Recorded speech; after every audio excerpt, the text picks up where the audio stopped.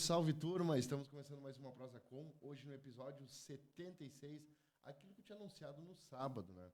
Nós tivemos umas trocas, fizemos algumas trocas de local, de cenário, de apoiadores também, e aqui estamos hoje, então, nos estúdios da Rádio Mundial, a maravilhosa, o qual eu já estive aqui participando junto com um bom amigo, né? Tive a honra de ter um programa aqui, uma Prosa Com, no rádio, que tocou no sábado. E aí estamos atrás das lentes, estamos com o Guilherme e o Zug, né? Essa figura que ou amam ou odeiam ele. Mas é uma pessoa maravilhosa, um cara técnico, e o Guilherme também. Estão dando uma baita mão para nós aí, nessa nova etapa de uma Prosa Com. Por que uma nova etapa? Porque também a gente está mudando algumas coisas do cenário. Aquela mesa comprida, meio engessado, aquilo ali a gente a gente tem uma ideia de mudar bastante isso. Então, vocês vão ver muitas mudanças, muitas novidades nessa nova etapa de uma Prosa Com esses parceiros. E a gente não podia começar essa nova etapa sem estar com o anfitrião da casa aqui, o Bonamigo, o qual eu tenho uma grande honra em ter ele aqui conosco. Aqui. O primeiro convidei ele aceitou, tá meio judiado, tá meio doentinho, um guri. Gurizinho novo. O gurizinho tá meio judiado, mas tá aí com nós aí. Prazer imenso tê-lo aqui. A casa é sua, literalmente. Da mesma forma, é um prazer recebê-lo pela primeira vez. Eu me sinto no outro lado. Eu prefiro estar no que você faz, perguntando, né, interrogando, né, sempre querendo descobrir as coisas que a gente é mais acostumado. Esse de ficar no outro lado aí já começa a embaralhar para mim, já começa a ficar preocupado. Não, mas eu vou ser generoso. Porque o pessoal que tem a língua meio solta, aí a gente fica preocupado que pode passar, né, um pouquinho, né? Sim. Mas seja bem-vindo. A gente tem um projeto, quando mudou a Rádio Mundial para as novas instalações, era abrir espaço para influenciadores, para trazer, para conviver, e a Rádio Mundial ser um centro de propagação de boas ideias, né? Então, essa era a primeira ideia, assim, de trazer gente de fora para conviver com a rádio, ter as pessoas circulando, trazendo informação, trazendo ideias. Porque dá engajamento para a rádio também, traz público. O mundo está, assim, numa evolução que eu estou pensando, nossa, eu quero aposentar, eu quero aposentadoria. Porque é muita tecnologia. Sim. A minha sorte é que eu adoro tecnologia, mas já está chegando a hora que tem coisas da tecnologia, agora com inteligência artificial, que já a minha cabecinha também está começando a ter problemas para assimilar tanta coisa, né? Mas tu também não tem só a comunicação, né? Tu já tem... De comunicação tu tem uns 30 anos. Passou, eu comecei em 85. Em 85 eu comecei na Rádio Progresso, né? Mas antes eu era um DJ. E muita gente não sabe disso. Claro que os mais antigos, né, se lembram. E tem muita menina que fez 15 anos, festinha de 15 anos, que eu acabei fazendo a festa de aniversário. Eram outros tempos. Hoje são altas produções, completamente diferente. Tu fazia uma festa, por exemplo, na Soge, com 4 caixas de som e conseguia tirar áudio. Hoje os caras colocam um paredão de som, deixa as pessoas surdas, sai com zumbido no ouvido, e o som eu não digo assim que é tão bom assim. Tão melhor do que era antigamente. Que era antigamente, né? Eu falei, sabe que eu fiz uma prosa com um Chimbica? Ele me contou exatamente isso. Chimbica foi depois de mim ali. Eu trabalhava no Banco Nacional, chegava na sexta-feira, fechava o banco lá, né, que encerrava o expediente de bancário e ia trabalhar com uma empresa que eu tinha de sonorização, né? Trabalhava o Marco Frota também junto, a gente era acostumado a fazer praticamente todas as festas de 15 anos, primeiro no salão, depois surgiu a Boate Paquetá, que é o salão VIP da Soja atualmente, né? Fazia sonorização, né? Então, como a gente era jovem, curtia, né? Porque virava as noites, era coisa de jovem, né? Curtia a vida, eram outros tempos também, não tinha toda essa preocupação que tem hoje, né? Com tudo que rodeia e vem tentar né, buscar os jovens para outros caminhos, né? Eram outros tempos, era bem mais tranquilo, né? Era uma fase mais romântica, digamos assim. Era diferente mesmo, né? Fase de conquistas, Sim. né? Então, bons tempos, né? Mas em 85 deu o negócio da Rádio Progresso e o meu cunhado já era sócio da Rádio Progresso e teve o Valdirec, né? No caso, ele, por já ser sócio, o pessoal que estava saindo, estava se aposentando também pela idade, tinham que vender, tinha que sempre oferecer para o sócio, para algum sócio, né? E deu o negócio. Daí eu entrei em rádio, não sabia nada de rádio, mas entendia de sonorização, E tinha vontade. de eletrônica, que eu gostava, era um autodidata. Era bem mais simples também a eletrônica naquela época. Lidar com vinil, por exemplo. Hoje tu vai falar vinil para os mais jovens, ninguém sabe o que é o vinil, né? Que é os bolachão, de 33 rotações por segundo. Então, era... Não podia riscar o vinil. Outros tempos, né? Outros tempos. E eu peguei muito avanço da tecnologia na radiodifusão, né? Sim. Computador, A por transição. exemplo. E tipo assim, tu imaginar que eu peguei toda a história do primeiro computador que eu comecei a mexer, o monitor era uma televisão, tu tinha que engembrar um teclado. Imagine um teclado, o TKS Note, se não me engano, era o nome do computador. Era só texto, né? Tu tinha que saber o DOS, programa de computador. Então, começou ali, daí surgiu o CP500, depois o SP16, aí surgiu o 186, 286, 386, 486, 586.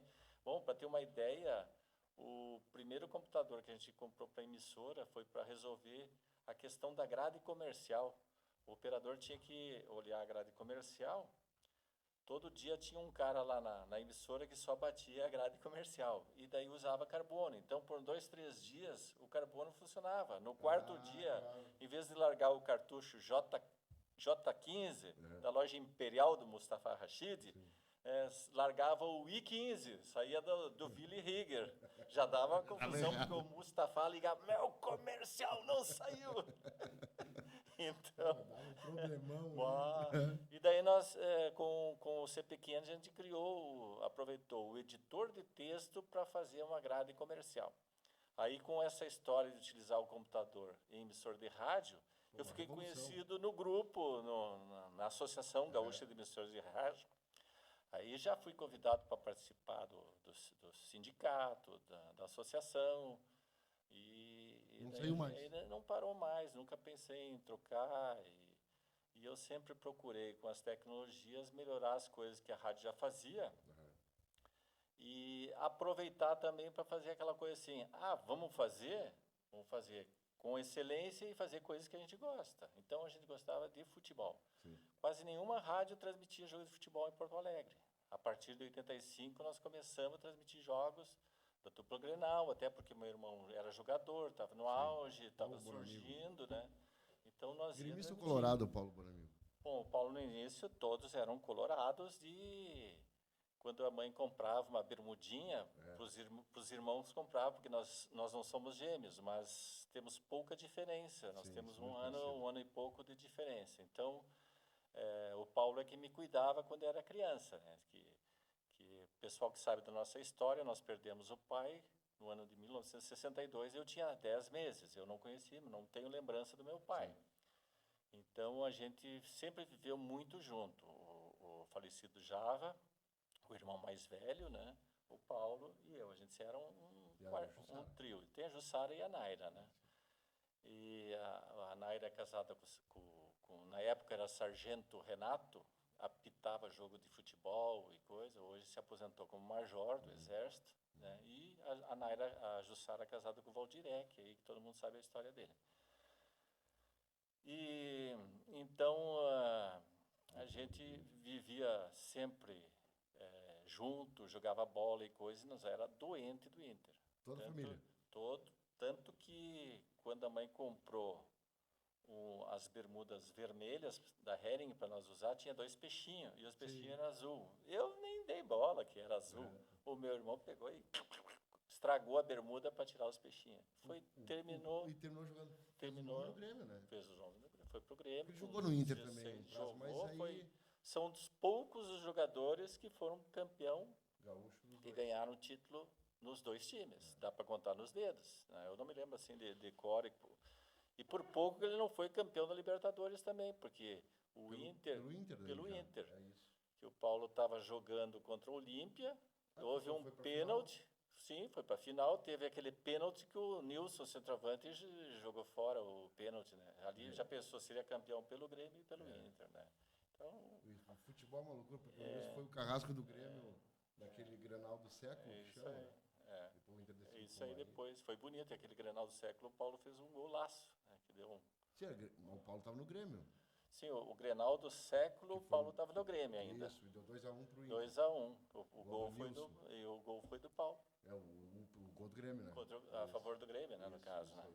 Eu sofri, minha família toda colorada, e eu só eu gremista. Aí não é fácil, né?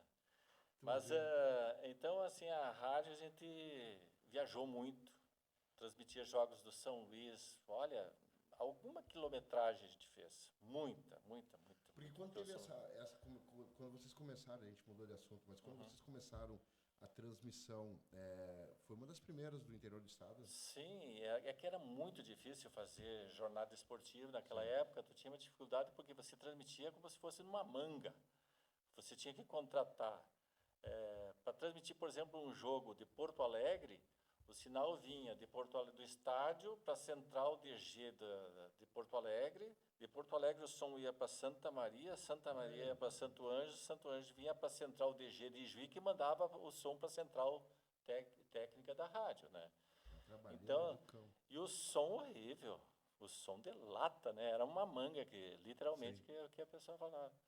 Mas como não tinha tanta transmissão da televisão, né? Difícil, né? O pessoal ficava imaginando o jogo através das narrações, né? Então isso é muito legal, porque tu mexia com a criatividade da pessoa, né? E aí carregava o narrador, né? O narrador tinha que ser muito... Sim, tinha que ser muito. Os caras faziam cada coisa, tipo... O narrador daqui, quem eram os... Aqui tinha o Adelar Amarante, o irmão do Heitor Fernandes fez uma coisa que é muito difícil de fazer. Narrar um jogo... foram para São Paulo transmitir o jogo e chegou lá, não deu certo a transmissão, eles foram pro hotel e o cara narrava pelo telefone ouvindo uma rádio de São Paulo que o narrador do jogo falava lá, o cara vinha e retransmitia aqui no telefone. Imagina a rapidez de pensamento, do discurso também, né? Tudo ao vivo, né? Tudo ao vivo, que o cara tinha que ter. Ele tinha que imaginar o cara, que não tinha uma TV na frente, como é hoje. Né? Ouvia o narrador da rádio, né? Se não me engano, era um jogo do Amadora, um jogo do Arizona, da Copa Arizona, Ouro Verde, se não me engano. Ouro Verde, quando ganhou o título lá em São Paulo. Sim. Ou foi uma que eles foram e perderam, alguma coisa assim, só que deu problema na transmissão. E, sim, era uma aventura, porque a gente nunca sabia se ia dar certo a transmissão. Era um estresse até acontecer o jogo. Sim, né? E até tu colocar toda a transmissão e coisas no ar era difícil, era um estresse. Então, no início até eu participei, até como repórter, para ter uma ideia, tem um lance que ficou, deve de ter alguma cena no YouTube. Nós fomos transmitir um jogo da seleção brasileira contra a seleção chilena no estádio do Pinheirão, em Curitiba. Lotado o estádio. E o Brasil precisava pelo menos empatar para poder classificar para a Copa do Mundo. E o grande problema é que o nosso melhor jogador que era o Zico, estava machucadão, joelho podre. Joelho podre, né? Na época nós tínhamos como equipamento também, para facilitar numa transmissão, esses HT de transmissão, os radinhos, uns Motorola, que a gente chamava, tu incorporava num HT, que tu faz a comunicação com alô, câmbio, né, com outra pessoa, né? Nós incorporamos microfone, né? Então dava para fazer, tu deixava sempre o rádio ligado e fazia uma transmissão via onda.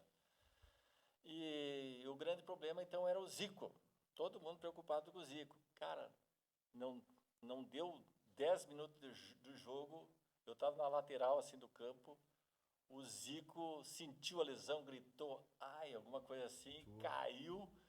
Cara, eu fui automático, eu estava no piloto automático, eu entrei dentro do campo.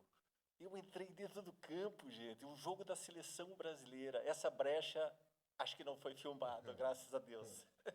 Essa vergonha, assim, acho que eu só passei lá em Curitiba. Aí, quando eu entrei no campo, que eu tive noção que eu tava entrando, que eu tinha entrado dentro do campo, eu disse, Parou o jogo. Claro, o Zico machucado, já veio médico, massagista, todo mundo entrando no campo e o Bonamigo lá dentro do campo. E o pior é o seguinte, e agora o que eu vou fazer? Fala, Zico. E aí, Zico, tá doendo muito. E ele, ai. Essa eu não contei pra ninguém, é só você que sabe agora, meu. Não espalhe muito. Não, prometo. Mas e aí, essa mano? foi... Muitas histórias, Não, daí o que aconteceu? Todos os outros repórteres, eu estava com vantagem porque eu tinha esse HT. Então eu estava livre, leve e solto. Não tinha fios, aquela fiarada. Os outros estavam todos com cabo. Entrou o cara da Rádio Gaúcha, o Lazier Martins era repórter. Ele entrou também no campo depois, né? Aí entrou polícia e foi tirando todo mundo, né? E eu já nessa hora, eu já estava lá escondidinho para não ser expulso. Já estava no cantinho da Casa Mata, assim, quem foi que entrou aí? Disfarçadamente, né? Fazendo de conta que não era comigo. Eu não sei quem invadiu.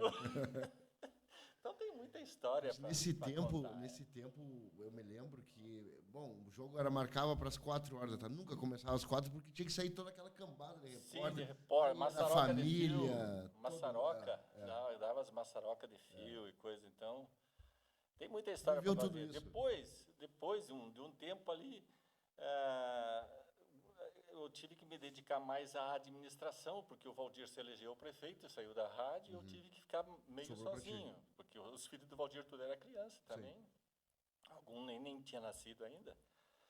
E daí eu comecei a fazer menos transmissão, mas eu era muito zeloso. Eu me dava o trabalho de ir viajar junto e levar a equipe. Eu tinha muito medo que o pessoal fica muito cansado. Né? O pessoal, depois de uma jornada esportiva, a maioria fica no bagaço. Um narrador fica com a goela... Vocês não entravam, vocês não pegou esse tempo de entrar no vestiário lá, ficar nas banheiras de gelo lá, pelado lá? Sim, entrava fácil, né? Não tinha mulher, não entrava, não tinha repórter mulher na época, era só homem, então entrava, não tinha proibição como virou. Hoje não. Tem que estar na sala de entrevista. Tu não entra mais no campo, praticamente, né? Essa de entrar no campo aconteceu, por exemplo, no jogo Grêmio e Ajax no Japão. Essa é uma história fantástica. Nós temos tempo, vai levar umas 2 horas para contar. Essa foi... Consegue... Essa vou citar algumas pessoas que muito ajudaram para nós fazer uma coisa assim que é louvável de contar a criatividade, a inovação e a coragem. Né? Primeiro, pensa, isso foi em 1995, estava começando a surgir a internet. A internet estava surgindo em 93, era mais texto, não tinha foto, não tinha vídeo. E nós resolvemos, o Grêmio ia decidir, campeão do mundo, já tinha sido campeão em 83, e em 95 ia disputar de novo. Disse, vamos vender vamos arranjar patrocínio e vamos transmitir esse jogo. Aí fomos descobrir que tinha que pagar direitos autorais. Aí que nós começamos a cair na real que o business, que é o futebol, estava mudando. Antigamente não tinha esse problema, tu ia, transmitia. Né? Não dava satisfação para ninguém. Ia para o estádio, pedia para a CRT, a linha, queria uma linha telefônica em tal lugar e fazia a transmissão. Né? Agora não, agora dependendo. Né? Então, esse já em 95 tinha o direito de arena, transmissão. E a empresa proprietária era a TNT, TNT Esportes. Na época também estava surgindo a TV a cabo ainda. Era uma novidade, tinha nos Estados Unidos, mas aqui no Brasil também era a TV paga, né, no caso. Sim. Aí, meu Deus do céu, como é que vamos fazer para se entender com os gringos? Daí eu ia lá no CAP, o diretor do CAP, o falecido professor Luiz Paulo Maus, era muito amigo, a gente estudou no CAP, e no ano que a gente saiu do CAP, um ano antes ele chegou. E a gente fez uma amizade grande, porque o Fausto Bertoldo era o presidente do GEMLI, e eu era um dos vice, né? Nós era da gangue, da máfia. Os alunos que gaseavam a aula, né?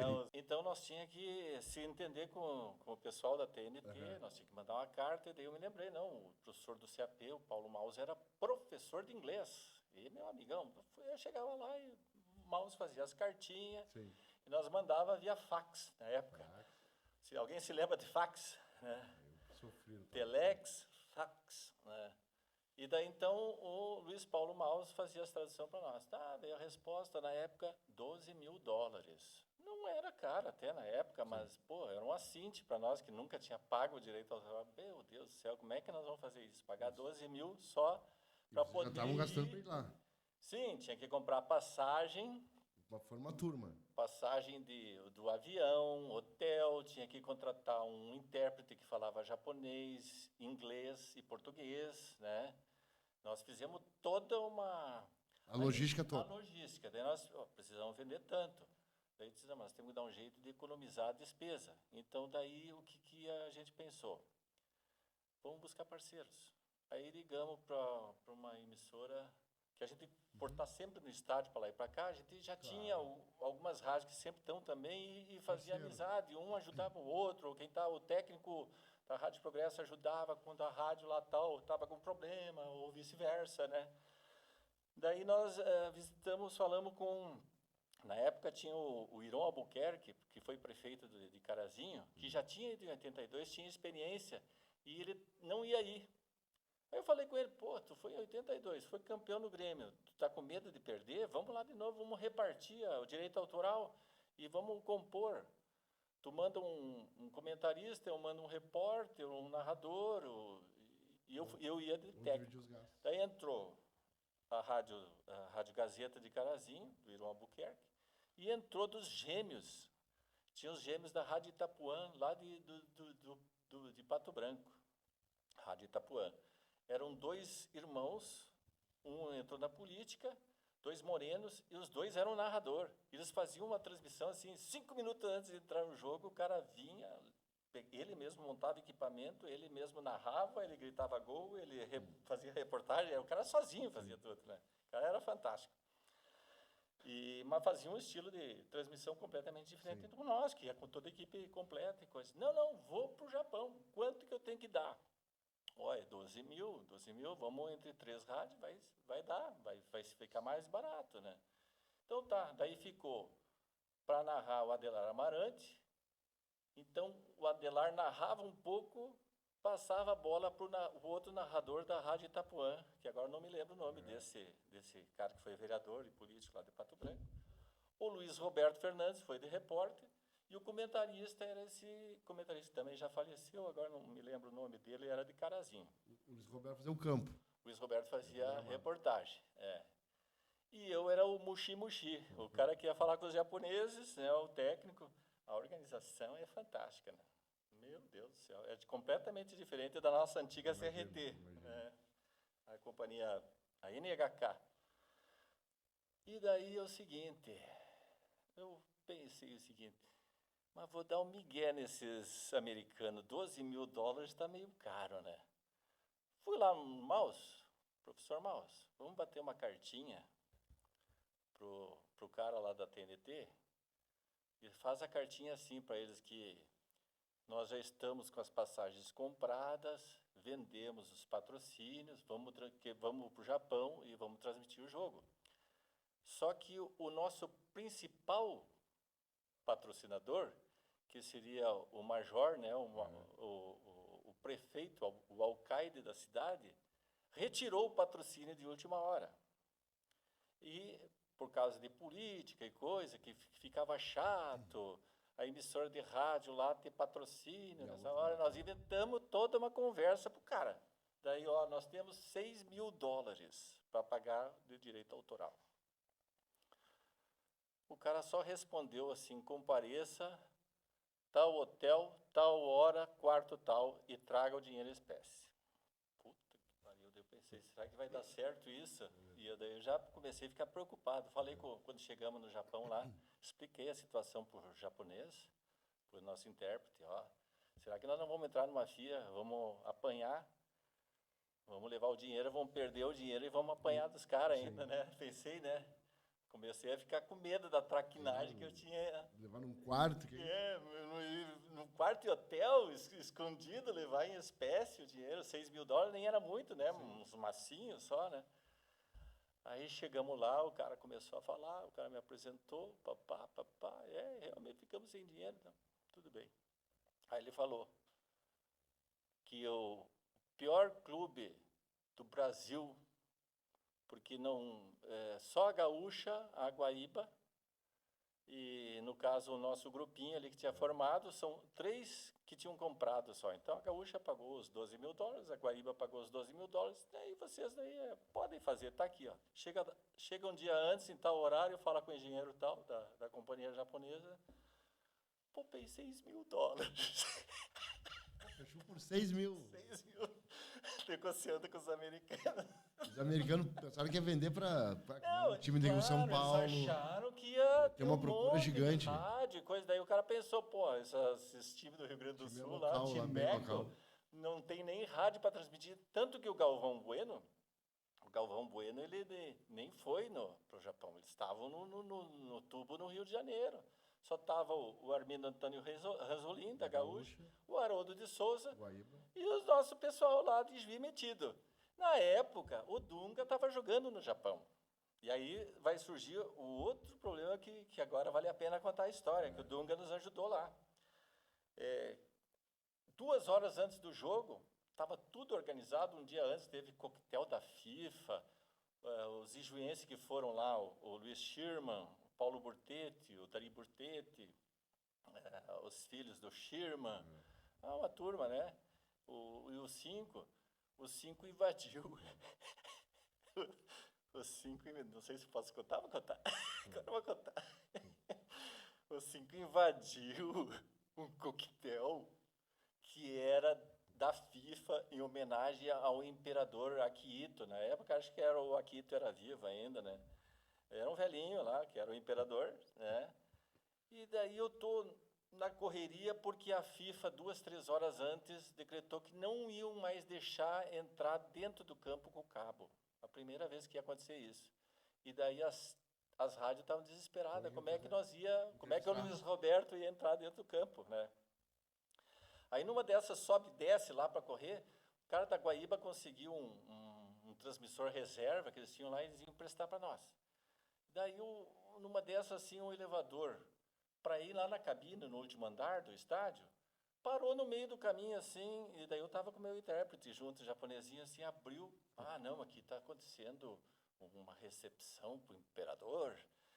E o 5, quando eu vejo, mas aquele cara lá é o meu amigo de Juí, o 5, e ele é grandão, parece um mongoloide. Dava pra ver de longe ele. Dava pra ver. Ele perdido lá. Ele, com os bolsos cheios de comida, desesperado para comer. Comida japonesa é horrível, eu detesto comida japonesa. Não enche. E daí saiu nisso, daí o cara disse assim, esse senhor aqui é o dono da Matsuhita, um negócio assim, dono da Panasonic. Quando falou Panasonic, o ancião se virou para mim e fez a saudação, né? E eu me abaixei para ele também, fiz saudação para ele. Ele disse, meu amigo vai ser preso.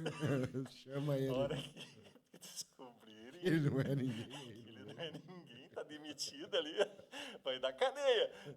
Daí... Eu sei que eu subi e o cara veio descer para tirar ele do coquetel para não dar problema, do 5. Aí nós estamos começando a transmissão e coisas, começamos a falar, 7 horas da noite lá, 7 horas da manhã aqui no Brasil. Conseguimos 150 emissoras do Paraná, Santa Catarina e Rio Grande do Sul para entrar em rede. Mas vocês vendiam para eles? Não, tudo no amor, o pessoal entrou via com conexão da CRT. Pensa na vergonha que ia ser se desse errado. Por isso que eu disse que nós fomos muita coragem. E Deus nos abençoou, assim, que deu tudo certo. Parecia que então, nós no ia... interior do estado, era só vocês lá. Era nós e a Gazeta de Carazinho, E deu. que estava no nosso grupo, junto com uma rádio do Paraná, de Pato Branco. E daí era Guaíba e Gaúcha. E da TV não tinha ninguém. E daí, assim, quando nós chegamos lá para transmitir, antes de começar, o Ranzolinho olhou para mim com uma cara assim, vocês são de Juí, né?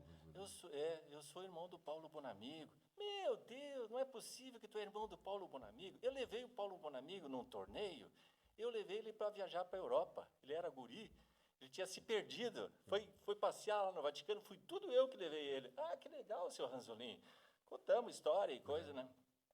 O Haroldo de Souza, magrão, cheio. Nem bola não deu para nós, nem olhava para o lado. Beleza, passou, fizemos nosso trabalho, daí chega Dunga. O Dunga chega lá nas cabines de rádio, que naquela época não tinha separação, era uma cabine grande assim, tu tinha só separado assim, tipo, dava um intervalo, dava um espaço de intervalo e era uma emissora de rádio, Estádio Nacional do Tóquio. E o Dunga nem sonhava que vocês estavam lá. O Dunga sonhava porque nós combinamos com ele, daí, Dunga, nós estamos com um problema, Dunga. O que houve, Bona? Não, é que é o seguinte, a FIFA proibiu de colocar e deixar o repórter entrar em campo com cabo, só se for via onda, via rádio, alguma coisa assim. Não, mas e telefone celular? E eu disse, meu Deus, o que é isso? Para nós não tinha sim, no Japão. Ainda. Claro, o Japão já tinha Não, celular sim, é o mais caro que tem. Quando falou mais caro, eu disse, não, acho melhor não, porque o Luiz Roberto vai abusar, né? Sim. Não, mas é que assim, o Dunga é esperto, né? Não, a gente, quando ele vai falar, ele faz uma ligação para esse número que vai dar na Espanha, que é uma ligação a metade do preço, e daí eles vão completar com a rádio de Juí. Então, nós combinamos, Luiz, é caro, então nós temos que combinar que tu vai falar só de 5 em 5 minutos. E daí também o Dunga, quando chegou, e foi trabalhar com nós lá, para ser comentarista e coisa. Aí mudou o olhar para vocês. Até o imperador olhou diferente. Aí o Haroldo de Souza, aí ele ficou olhando para nós, oi Dunga. O Magrão era cheio, então. Magrão. Sim, nos botou no chinelo, parecia que nós éramos os caipirão, né? E o Ranzolinho veio assim, Bonamigo, que bom que eu falei contigo. Será que tu autoriza para nós fazer uma entrevista com o Dunga, como se nós tivéssemos o passe do Dunga? Sim. Não, o Dunga está à vontade, pode fazer a entrevista que quiserem com ele, né? Mas nos quebrou um galho, assim, fenomenal, o Dunga lá, que a gente pôde fazer um trabalho fantástico, né? Pena que o Grêmio perdeu. Sim, foi um Grêmio. Perdeu e não deu certo, mas é uma história, assim, que ficou para nós, profissionalmente. Claro. Cara, isso é uma coisa para contar para neto, para bisneto, taraneto, uma coisa assim fantástica. E se a gente analisar assim na região, me diga um profissional que trabalhou no rádio que teve uma oportunidade dessas, né? Então, tu tem Copa do Mundo. Talvez hoje é diferente, é isso que eu ia dizer, o acesso é bem mais... mas antigamente isso não era uma aventura, até viajar, pegar um avião para ir para o outro lado do mundo, né? Poxa, era uma coisa complicada, né? Tu que faz rádio e lida nesse meio da comunicação há muito tempo, esse dia agora eu não me lembro se foi em algum podcast. Esse teu muito tempo foi corneta ou foi... Não eu sou da antiga, né? Eu sou um pouquinho mais novo. Fiquei pensando, por muito tempo, será que eu tô tão velho assim? Não, eu sou usado, mas não tenho... Tem uns caras mais antigos que eu. Só tá o shape meio judiado. Tem uns mais antigos que eu aí que estão pedindo aposentadoria, que tá na hora de parar, que a chapa nem dá certo. Dá mais. Enquanto eu não tiver a chapa, eu acho que eu vou tocar. Tá bem, mas vai longe ainda. Tipo, e antigamente, aí os caras começaram a falar, não me lembro quem é que estava falando, mas me chamou a atenção, que o período, fizeram um teste com ele, numa rádio, eu acho. Vamos fazer um teste contigo. No jornal, acho que não sei se era Gaúcha, Guaíba, Gaúcha, eu acho. Foi um programa que eu vi. Não sei se foi no Atualidade ou foi no Timeline, uma coisa assim. E eles falaram isso, vamos fazer um teste. Pegaram um gurizão novo, agora essa safra nova, de jornalista e coisa. Tu vai operar com o que a gente tinha na época. Fazer notícia, produzir notícia, buscar a informação, tudo com nada. Ah, no mínimo levou um susto Tira quando isso viu aqui. o telefone, Não, aqueles tinha celular, né? Não, o disco via disco, aqueles, eu acho que o cara se assustou. E como é que fazia, Bona? Eu fiquei pensando, cara, claro. Hoje, para te buscar uma notícia, tu liga pro fulano, liga pro ciclano, tu acha. Hoje Antigamente... hoje está muito mais fácil, mas acho que está muito competitivo. Tá bom. Porque eu acho assim que está muito... Tu tem muita opção. Então, tipo, eu estou muito ultimamente tentando evitar de ver notícia ruim. Essas coisas assim que te botam para baixo, eu tenho evitado. Aí eu procuro assistir seriado de noite. Ou vai pro YouTube e acha justamente aquilo que tu quer coisa que saber. vai te interessar, ou pesquisa. Mas a gente perde a noção do tempo. E quando vê, poxa, passou. Com o celular, né? Eu fico impressionado, assim, tipo... Tu não consegue mais fixar tanta informação. Por exemplo, eu fico pasmo muitas vezes quando eu vou me lembrar de alguém. Oh, fulano morreu já, mas já morreu já da Covid. Pô, a Covid faz ali, foi em 4 anos, 5 anos, né? Já passou 4 anos. E passou e a gente não consegue fixar a informação. E daí é uma coisa assim, porque é tanta, e a cabecinha já tem a dificuldade para guardar tudo, né? Então, às vezes, tipo, eu estava tentando me lembrar o nome da cidade da Argentina, Rosário, apareceu, né? Então, a cabeça demora para buscar, né? Tem que explicar o porquê do Rosário, senão o pessoal não vai entender. Mas é uma história boa para contar, especialmente para os agricultores, né? Eu ia puxar isso, porque além de comunicador, lidar no meio da comunicação, tu é do agro, né? Eu posso me gambar, como diz alguns, que eu sou um dos primeiros comunicadores que defendeu a soja transgênica, a transgenia. Quando numa época que até o governador era contra, que era o Olívio Dutra, era contra a transgenia. Aqui em Tupã, o meu sogro me levou, vamos dar uma olhada em umas lavouras. Ele disse, vamos, sogro. Vamos dar uma passeada ali, brincão. Aí, mas sogro, o senhor vai colher alguma coisa aí, sogro? Tá meio relaxada essa lavoura, virada em picão, né? Eita, o sogro engoliu em seco, né? Aguentou. Não tem veneno que mata toda essa coisa. Tá cada vez pior, né? Passou um ano, ele aguentou, né? Aguentou um ano, eu chamar ele relaxado ali, né? Ele disse, não vai levar mal, sogrão, mas aí dessa lavoura aí tá feia, muito picão aí, né? Aí o que aconteceu? Passou um ano, ele, vamos dar uma voltinha, vou te mostrar uma lavoura. Fomos no mesmo lugar. Um sojinha pequenininho, rasteirinho assim. Disse, sogro, o que o senhor fez aí que vai dar uns 100 sacos por hectare? Disse, não sei se vai dar tanto, mas que não tem mais picão, não tem, né? Não sou mais relaxado, né? E eu disse, meu Deus, o senhor ficou um ano... Guardou, magoado, por isso que o senhor diminuiu minha herança. Né? Aí, não dá para falar, porque isso aí é um contrabando. Nós estamos experimentando soja transgênica. Eu disse, meu Deus do céu, o Maradona? Maradona. Soja baixinha e carregada. Maradona. Baixinha, né? Baixinha. E carregada. Era o Maradona, carregadinho. Eu disse, vai dar 100 sacos por hectare. Acho que não, mas vai dar muito bem. E deu muito bem. E daí começou todo o movimento para ser aprovado. Sim. E daí eu tinha começado um programa na Rádio Progresso chamado Bailão das 6, que era um programa no início que era para ser para a terceira idade, e eu observei que o programa pegou uma audiência com o pessoal do interior que botava o programa para as vaquinhas, na hora da ordenha, para acalmar os porcos lá, para não ficar tão nervoso. Eles começavam a se acostumar a ouvir o Bona às 18 horas, e eu criei um programa na época que às 18h25 eu chamava o André Bigulin para falar sobre o preço da soja, para falar sobre plantio, sobre o agronegócio. Claro. A palavra agronegócio não existia na época, era para falar da colônia, né?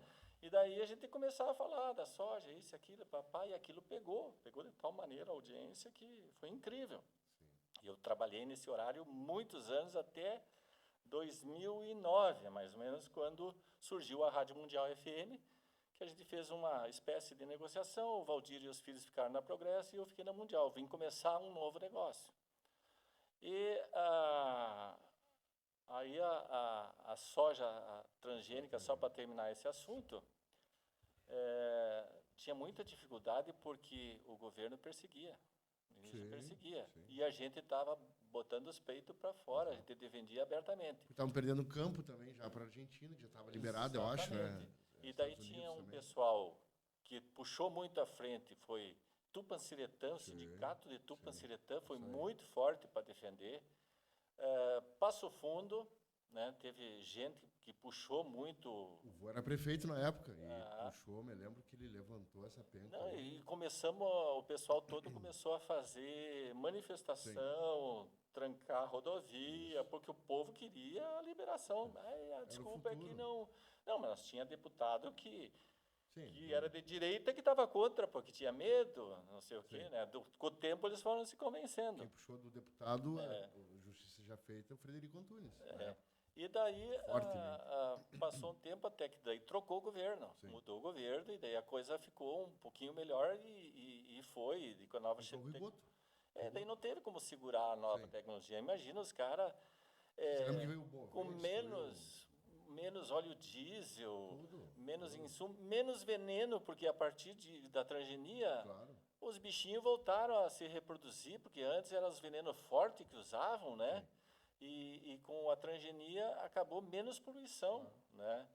Então, são histórias. E teve gente que se aproveitou. Eu nunca me aproveitei. Eu não fui ser candidato a senador, eu não fui candidato a deputado estadual. Eu podia ter ido na época, olha, o primeiro comunicador a defender a transgenia, né?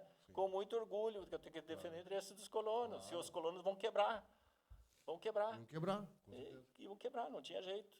E outros aproveitaram e se elegeram senador. O meio ambiente e outra questão do plantio direto, né? Que veio junto. Isso veio um pouquinho antes, já, né? Isso foi um golaço, né? Um golaço para o meio ambiente. Imagina. Né? Desassoreamento, imagina. Tu lavrava o campo. Só em óleo diesel que perdia, né? De tempo e a chuva, e coisa. Né? Fazia aquelas curvas de nível, nível, né? Então, tem muita história para contar de rádio, né? E essas são as partes boas. São as partes boas. E os perrengues? Perrengue tem todo dia, né, cara? Leão tu tem que matar todo dia, né? A diferença é que no rádio tu tem que matar o leão de forma diferente, né? Tu tem que ser criativo. Mas o rádio o pessoal diz que é cachaça, eu não. A rádio é motivação para a vida, né? E eu aprendi uma coisa, assim, no início, eu achava que eu tinha que puxar audiência e vendia muita notícia ruim, acidente, as pessoas adoram isso. E eu aprendi com o tempo que não. Notícia boa vende muito bem. É a forma de vender? Uma forma de vender. Tu se diferencia dos outros justamente tu não indo fazer o sangue. Claro. Tu ser o estripador, né? Sim. Tu pode até dar a mesma notícia, mas de uma forma diferente. E não precisa ser o primeiro a dar essas coisas ruins. Deixa os outros dar à vontade, pode falar. Isso aí é só tristeza. Exato. Tu tem que procurar ser positivo, trazer notícias boas que somam para a comunidade. Não tem coisa melhor que você falar, por exemplo, vai ter uma festa da comunidade lá, da joia. Sim.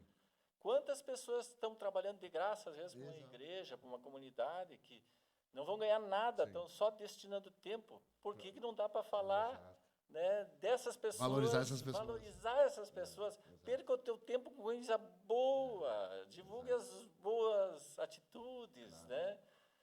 Então, isso é uma coisa que Mas tu pega com o tempo. Amadureceu muito. Tem gente que briga para... Eu fico pasmo hoje em dia. Eu fazia, quando surgiu a internet, eu fazia muito. Eu ia em acidente, eu vi muita coisa ruim. Eu tenho muita lembrança ruim. Se pudesse apagar da minha cabeça o que eu vi, eu gostaria muito. Eu peço a Deus que me abençoe de apagar as lembranças ruins. Até o dia em que um cidadão, eu fui num acidente que tinha falecido uma mãe e uma criança, eu me lembro até hoje. A mãe foi olhar para a criança que estava na cadeirinha atrás, porque a criança, acho que... E ela tonteou, ou alguma coisa assim, que ela trouxe a direção, e um caminhão pegou e matou os dois na hora. E eu cheguei lá, a pessoa era minha amiga, e disse, Bona, tu não precisa disso para ganhar dinheiro para viver. Sai dessa. Isso não soma para ti. Isso não te engrandece. E eu era um papa defunto. E não se dava conta. Não me dava conta. Um dia eu larguei de mão. Eu disse, não, porque, Bona, vai acontecer que um dia tu vai chegar e vai estar tua mãe, ou tua esposa, ou tua filha ali, vai acontecer contigo. Sim. Tu atrai coisa ruim continuar fazendo isso. Mas, gente, foi um santo remédio para mim. Nunca mais fiz uma reportagem de acidente. Nunca mais fui olhar acidente. Não me interessa eu ver acidente. Entende? As pessoas hoje... Tem um incêndio, as pessoas vão lá e ficam olha a foto aqui, eu não me mostra. Não, as pessoas têm uma morbidez e coisa... Não tem, eu mudei. Eu parti para outra e não é... Eu não te arrepende. Coisa boa e é isso aí que mantém a vida, né? Legal. Bona, a gente está indo... hoje foi um pouco mais curto o nosso programa, porque a gente teve alguns problemas técnicos. É que nós ficamos conversando muito, 2 horas antes, trocando ideia. Já não misturou, não sei se a gente já falou isso no ar, se não falamos no ar. Já para a gente não causar esse problema.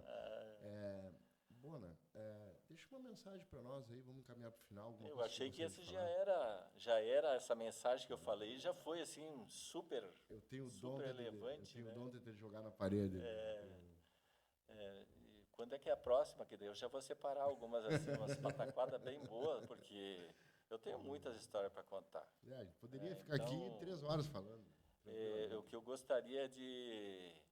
uma hora dessa fazer um programa, convidar o Luiz Roberto, que a gente conviveu muito, essas aventuras, assim. O Luiz Roberto é um fiel escudeiro, como se diz, assim, um parceiro, colaborador da Rádio Progresso, né? E quem sabe a gente vai trabalhar junto ainda na Rádio Mundial, um dia, nunca se sabe, né? Resolva se aposentar, vou trabalhar mais um ano, eu vou trabalhar 1 ano na Rádio Mundial. Então fica o convite aí para o Luiz Roberto, né? Mas tem várias histórias para contar que eu gostaria que o Luiz estivesse junto, assim, para a gente dar boas gargalhadas. Tipo, 2 Copas do Mundo a gente fez. Copa do Mundo, 1998, na França, quando a gente... para mandar um áudio de 5 minutos, ficava 2 horas no Cybercafé. Isso foi em 98. Depois do jogo do Japão, em 95, em 98 a gente fez a Copa do Mundo. Então... Nós fomos com o Ângelo Carré, falecido Ângelo Carré, Dr. Hernani Opperman, com o BIP. O BIP é um médico de videira anestesista que era fã do Brasil de Pelotas. Todo dia que o Brasil de Pelotas tinha um jogo, ele atravessava a videira e ia até Pelotas para trabalhar de graça para o time, o BIP. Eu agora não me lembro o nome dele, mas o apelido eu me lembro. Daí, em 98, a gente fez a Copa do Mundo da França e em 2006 a gente fez... 2006 ou 2008? Fiquei na dúvida agora. A Copa do Mundo da Alemanha. Daí eu vou contar a história do Luiz Roberto disputando uma salsicha de quase meio metro com mais ou menos uns 500 mexicanos. Essa vai ser uma boa para contar. As histórias da Copa. Mas, no mais, quero agradecer o convite aí. Não é muito comum, né, a gente... Tá nessa posição, né? Tá nessa posição, né, de contar a história, né? Copa do Mundo da Alemanha 2006, eu acho. 2006. 2006, A gente começa já a ficar na dúvida, a memória já começa a falhar, mas agradecer a oportunidade aí, sucesso aí. A gente sabe que o prosa com vai sempre bem, sempre tem assuntos interessantes, né? E eu também estou diminuindo bastante assim microfone, coisa. Eventualmente eu sou o macaco gordo que sai para quebrar o galho, né? É por isso que está aí os macaquinhos. E o cachorrinho. O cachorrinho. Vai ser parceiro nosso agora aí. Então, sucesso cada vez mais e obrigado pelo convite. Amém. Foi legal. Gostei de trocar. Sempre as ordens aqui, né? Se alguém se ofendeu, não fique bravo, tá? Não é para ficar bravo, é para trazer alegria. Para trazer alegria. É isso aí.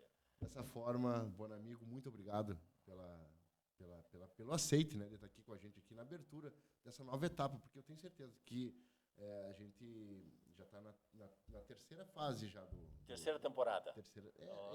Terceira fase de produtores, tá, né? Eu comecei com o Chumaus. Uhum. Um abraço para o Chumaus, aliás, todos eles que passaram aqui. O Estúdio Onda, depois aqui o Vitor e o Carlos Mastella lá, um abraço abraço para eles. E agora aqui com essa turma aqui, o Bonamigo, Guilherme, Zug, essa turma aí que vai nos dar também, eu tenho sentido isso, que vai nos dar mais possibilidade de a gente sair para lugares, né? Fazer uma forma diferente o podcast aqui. Porque senão a gente fica um pouco muito engessado ali numa mesa, naquela coisa. E o conteúdo é bom, a gente sabe que é bom. Mas... Todo mundo tem uma história para contar. Exato. E o problema é que muitos não têm a oportunidade para contar. Exato. E o grande problema hoje do jornalismo, que eu não sou jornalista, eu sou relações públicas, eu sou formado em comunicação, fui me formar depois de velho, com 40 e poucos anos, né? Normal. Mas eu acredito hoje que o jornalismo mudou, em vez de eles se preocuparem com o que, quando, como, onde e porquê, querem opinar mais que a pessoa que está sendo entrevistada, querem moldar o pensamento das pessoas. E é errado, o jornalista é passar informação, e quanto mais fidedigna, melhor, para que o assistente, o ouvinte, possa ter uma base para formar uma opinião, né? Está muito confuso atualmente. Às vezes eu fico envergonhado e constrangido por alguns colegas e estou me negando a assistir alguns canais de televisão. Prefiro assistir um seriado no Netflix do que assistir certos jornalistas e certos canais. Que eles tomam conta, né? É constrangedor o que estão fazendo, né? Então, é um desabafo assim, mas bem tranquilo, tá? Pegue leve. É por aí, a tua visão, né? E é o que realmente está acontecendo. Inclusive, quando eu estou aqui, quando a gente está fazendo a prosa, eu tenho um cuidado extremo para mim não me tornar a figura principal, porque não sou eu a figura principal. A figura principal sempre é o convidado. Né? Às vezes o cara fala demais, eu para aí, segura. Larga a bola picando, que quem chuta é tu. Sim, isso aí. Um abraço para todos, que seja uma semana iluminada, uma semana onde é profícua, onde a gente consiga atingir todos os nossos objetivos e que a gente sempre faça da melhor forma possível e tenha o bem no coração. Um abraço para todos aí, uma ótima semana, até segunda que vem. Tchau, tchau. Aí, valeu, obrigado. Valeu.